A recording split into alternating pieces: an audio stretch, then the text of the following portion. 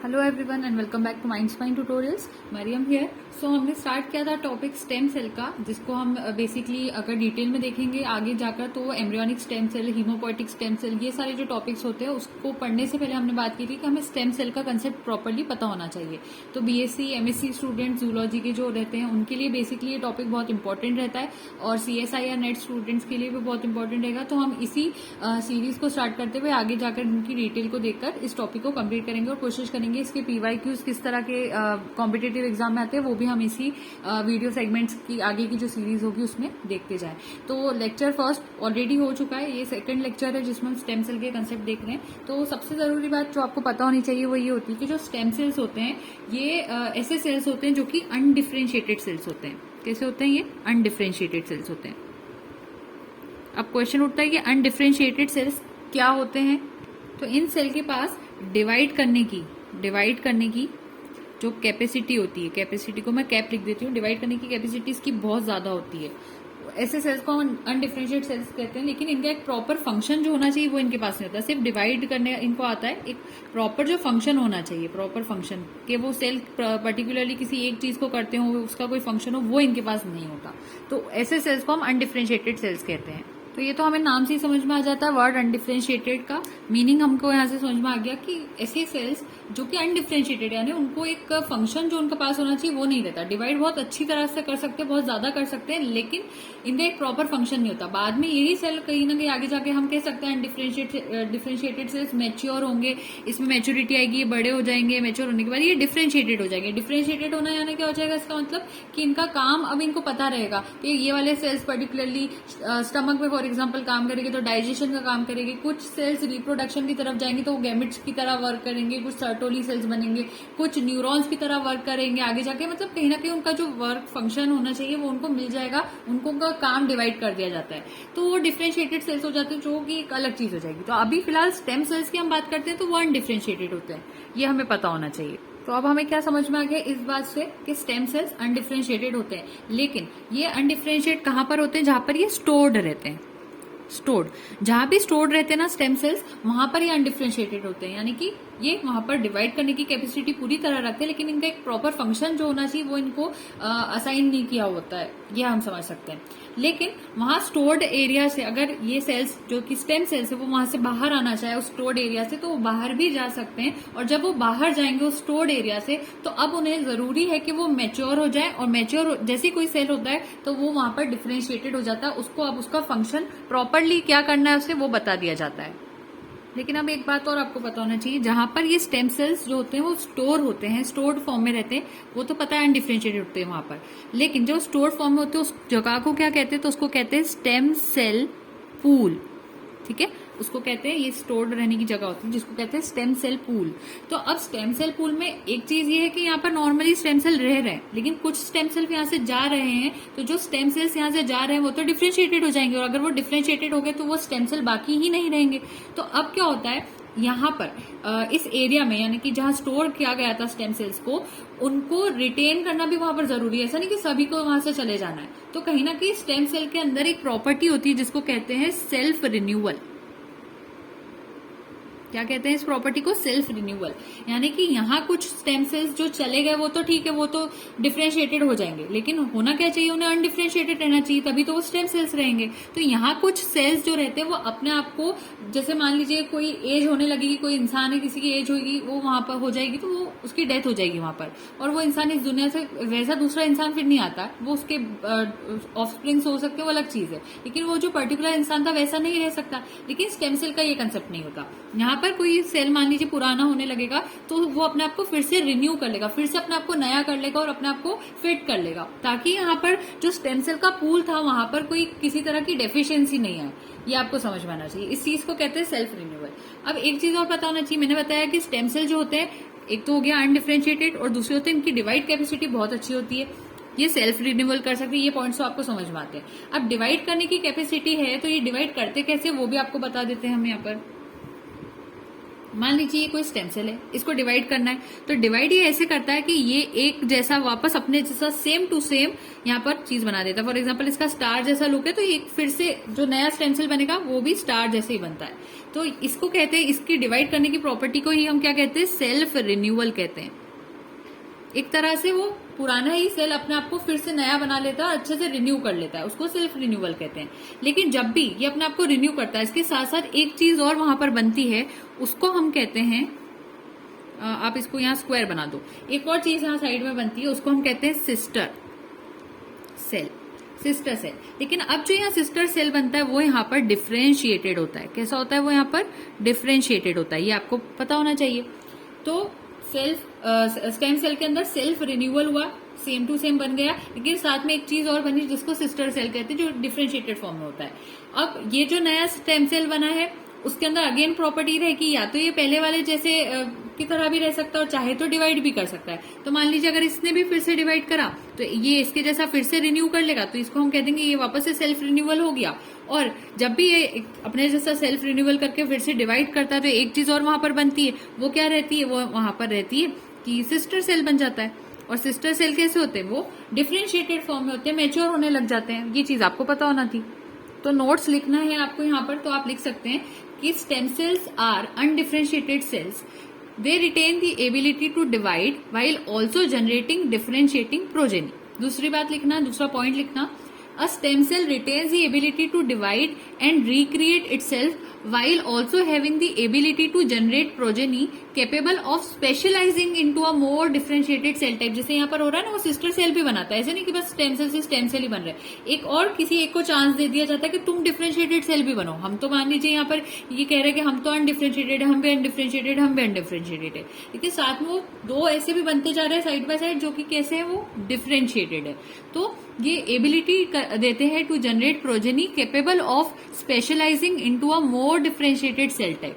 Next point लिखना, stem cells are sometimes referred to as undifferentiated due to this maintenance of proliferative properties. इसको undifferentiated इसलिए कहते हैं क्योंकि कहीं ना कहीं जो प्रोलिफरेटिव प्रॉपर्टीज है उसको मेंटेन कर लेते हैं। और डिवाइड करने को ही, ये जो डिवाइड करने की कैपेसिटी, इसी को कहते हैं प्रोलिफरेशन। तो टर्मिनोलॉजी से घबराना नहीं है, हमें पता होना चाहिए कि प्रोलिफरेशन वर्ड भी अगर कभी आ जाए एग्जाम में, मान लीजिए पूछ ले कि स्टेम सेल की प्रॉपर्टी क्या प्रोलिफरेशन है, तो आप सोचेंगे प्रोलिफरेशन क्या होता है, तो वो डिवाइड करने की कैपेसिटी को ही कहते हैं। तो घबराना नहीं, इस वर्ड को देखिए, प्रोलिफरेशन वर्ड देखकर याद कर लेना डिवीजन करने की कैपेसिटी। तो स्टेम सेल के लिए मैंने 3 वर्ड्स यहाँ पर बहुत इंपॉर्टेंट बता दिए आपको, उसके लिए मैं यहाँ पर की पॉइंट्स ऐसे बनाती जाती हूँ ताकि हमारे नोट्स भी ऐसे प्रिपेयर्ड रहे कि ये एक अनडिफरेंशिएटेड होते हैं। फिर हमने कहा अनडिफरेंशिएटेड का दूसरा नाम अनस्पेसिफाइड भी हो सकता है, अनस्पेसिफाइड। मेरा थोड़ा हौश पौश हो रहा है क्योंकि मुझे जितना पॉसिबल हो स्क्रीन पे ज्यादा से ज्यादा शो करना होता है, और अगर मैं नेक्स्ट पेज पे जाती हूँ तो मैं प्रीवियस चीज आपको दिखा नहीं पाती हूँ, इसलिए मैं थोड़ा पास करके लिख रही हूँ। आप नोट्स प्रॉपरली बनाएंगे। तो अनडिफरेंशिएटेड होते हैं, अनस्पेसिफाइड होते हैं, और प्रोलिफरेशन की कैपेसिटी इनके पास होती है, इसका यही मीनिंग रहता है। ठीक है। दूसरी होती है इनके पास सेल्फ रिन्यूअल करने की आदत होती है, सेल्फ रिन्यूअल कर सकते हैं, ये सेल्फ रिन्यू कर सकते हैं अपने आप को, और ये बाद में मैच्योर भी हो सकते हैं, और जब ये मैच्योर हो जाएंगे तो वो डिफरेंशिएटेड फॉर्म में आ जाएंगे। मैच्योर हो गए इसका मतलब डिफरेंशिएटेड फॉर्म में आ गए। तो आप हमें यहाँ पर क्या पता होना चाहिए कि बिकॉज जो स्टेम सेल्स होते हैं वो मेंटेन कर पा रहे हैं अपनी एबिलिटी को to generate effectively unlimited populations of daughter cells that can go on to proliferate and differentiate. वो सेल्स भी प्रोलिफरेट कर सकते हैं, डिफरेंशिएट कर सकते हैं बाद में जाकर। Stem cells hold great potential to not only study human development but also transform modern medicine. इसके अंदर इतनी सारी क्षमता होती है, ये स्टेम सेल के एक फंक्शन होगा। और आपको हमेशा याद रखना है स्टेम सेल को हम अनडिफरेंशिएटेड इसलिए कहते हैं क्योंकि ये प्रोलिफरेटिव प्रॉपर्टीज को मेंटेन कर सकता है, इसलिए हम इसको अनडिफरेंशिएटेड कहते हैं। ये चीज हमें पता होना चाहिए। अब एक चीज और, यहाँ पर हमने कहा था कि स्टेम सेल जहां पर स्टोर होते हैं उसको स्टेम सेल पूल कहा था। इसी स्टेम सेल पूल को, स्टेम सेल का जो मैंने पूल आपको बताया, इसको एक टर्मिनोलॉजी और कहा जाता है जिसको कहते हैं स्टेम सेल निश। निश कहते हैं इसको, क्या कहते हैं, स्टेम सेल निश। तो निश क्या होता है, एक जगह जहां पर कोई चीज रहती है उसको निश कहते हैं। अब कोई स्टेम सेल ऐसा सेल तो नहीं है, इतना इंपॉर्टेंट सेल है तो हर कई जगह पर जाकर स्टोर तो नहीं हो जाएगा, किसी भी बॉडी पार्ट में जाकर स्टोर नहीं हो सकता वो। तो एक पर्टिकुलर निश में ही वो स्टोर होता है, एक पर्टिकुलर जगह पर वो स्टोर होता है, और उस पर्टिकुलर जगह का जो इन्वायरमेंट होता है वो ऐसा होता है कि वो स्टेम सेल को अनडिफरेंशिएटेड तो रख सके और साथ में उसको सेल्फ रिन्यूएबल भी बनने में हेल्प करे। तो स्टेम सेल निश की अगर आप डेफिनेशन यहाँ लिखोगे तो लिखिएगा, a stem cell niche is an area of a tissue that provides a specific micro environment. एक स्पेसिफिक माइक्रो एनवायरमेंट प्रोवाइड करता है in which stem cells are present in an undifferentiated and self renewable state.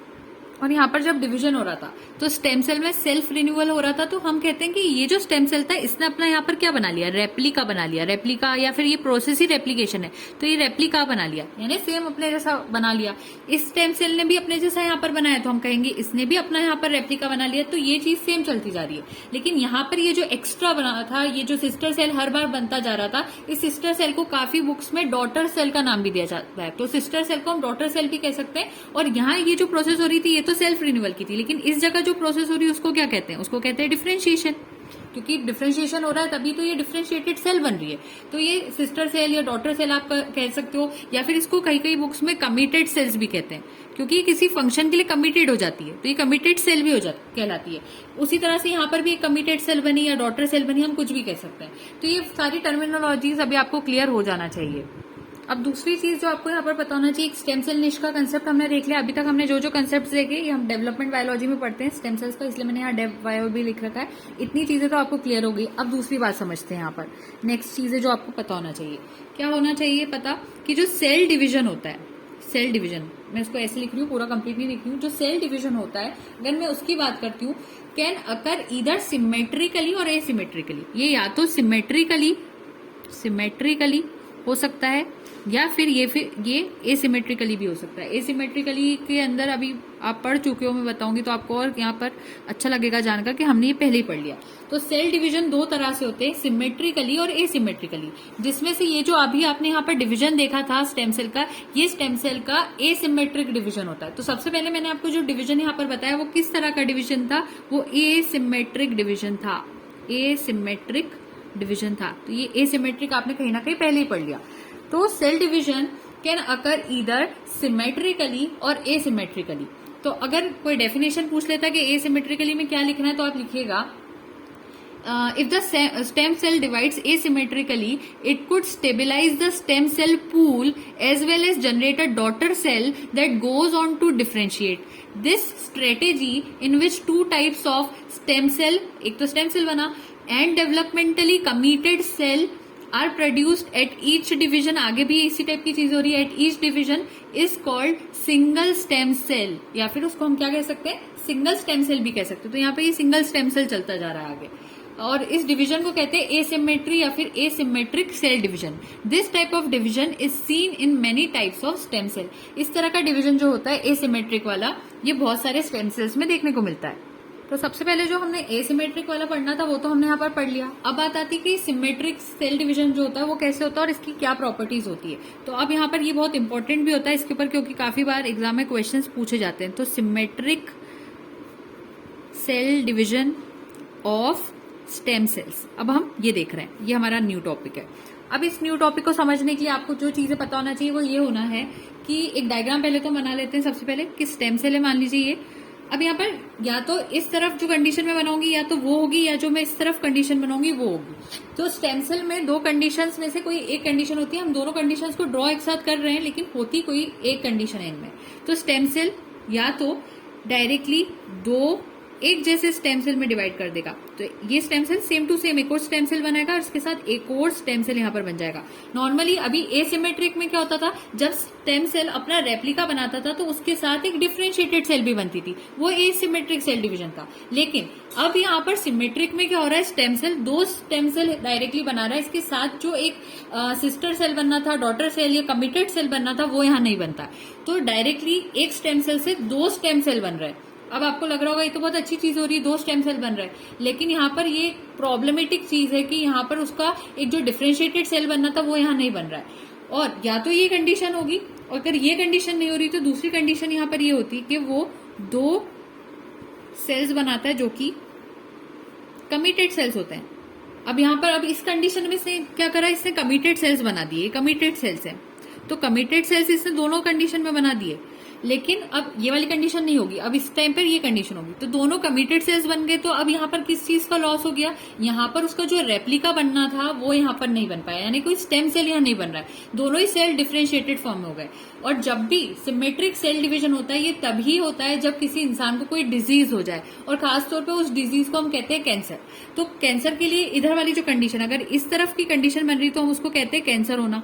क्या हो रहा है कि ये जो एक स्टेम सेल है उससे सिर्फ स्टेम सेल ही बढ़ते जा रहा है, वो सिर्फ मतलब एक तरह के अनडिफरेंशिएटेड सेल बन रहे हैं, उसके अंदर बस जो सेल्स बनना नहीं चाहिए उसके साथ कमिटेड सेल्स भी बनना चाहिए वो नहीं बन रहे, एक्स्ट्रा ग्रोथ हो रही है सेल्स की, जबकि होना नहीं चाहिए एक ही स्टेम सेल, लेकिन दो स्टेम सेल्स यहाँ पर एक्स्ट्रा बन रहे हैं। तो ये दो स्टेम सेल्स जब एक्स्ट्रा बनने लगता है हम इस कंडीशन को कहते हैं कि उसको कहीं ना कहीं कैंसरस प्रॉब्लम हो रही है।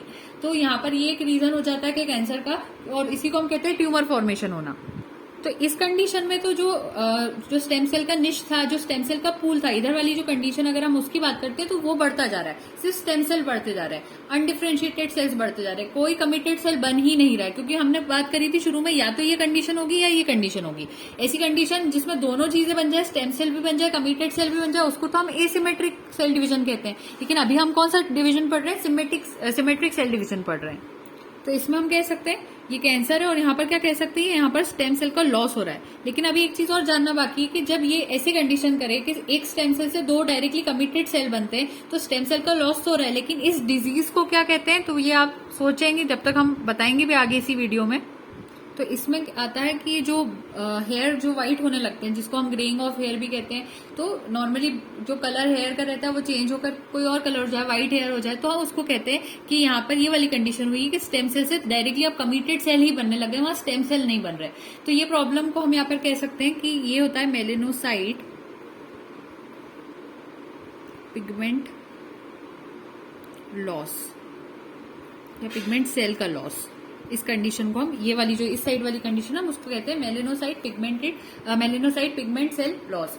तो इसमें क्या प्रॉब्लम आती है कि जो बालों की सफेदी होना होती है उसी को हम इस कंडीशन को इस तरफ पढ़ते हैं। तो इस केस में, इधर वाले केस में क्या हो रहा है, स्टेम सेल जो पूल है वो इंक्रीज कर रहा है, क्योंकि स्टेम सेल बढ़ रही, तो जाहिर सी बात है स्टेम सेल पूल यहाँ पर इंक्रीज कर रहा है। और इस तरफ अगर हम देखते हैं तो स्टेम सेल का लॉस हो रहा है, इसलिए हम कह सकते हैं कि जो स्टेम सेल पूल है वो यहाँ पर क्या हो रहा है, वो यहाँ डिक्रीज कर रहा है। ये दोनों चीज आपको पता होना चाहिए। तो अगर आपको इसकी डेफिनेशन लिखनी है सिमेट्रिक सेल डिवीजन की, तो आप लिखेंगे यहाँ पर it could produce two self renewing stem cell, या तो ये सेल्फ रिन्यूइंग स्टेम सेल्स बनाता है, और या तो फिर ये क्या बनाएगा, two daughter cells that are committed to differentiate, resulting in respectively the expansion or reduction of the resident stem cell population। इन दोनों में से एक चीज होती है यहाँ पर।